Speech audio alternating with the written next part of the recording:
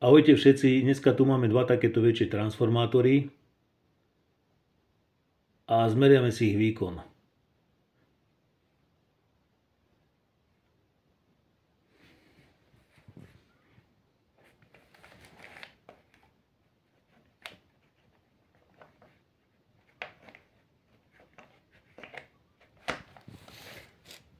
Takže máme tu krásnu sinusovku 5,74 V, prúd 10,7 A, čiže 57 W. Takéto dosť veľké trafo, má výkon, to vedľa je to isté, úplne identické, čiže na taký veľký rozmer je to dosť malý výkon. 5,74 V, prúd 10,7 A.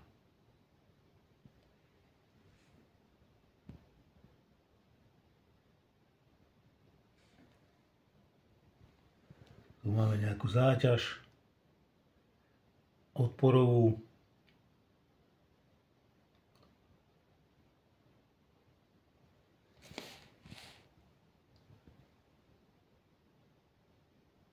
Takže stále to beží na tú záťaž.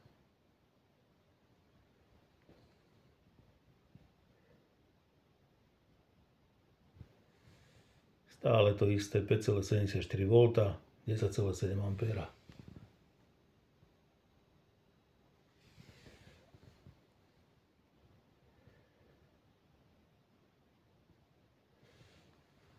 Záťaž celkom vrčí pri tom zaťažení. Cítiť aj riadne teplúsne ide.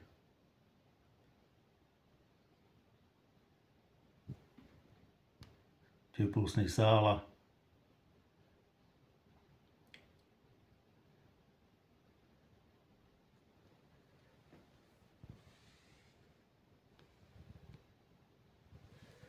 Takže dve takéto trafa.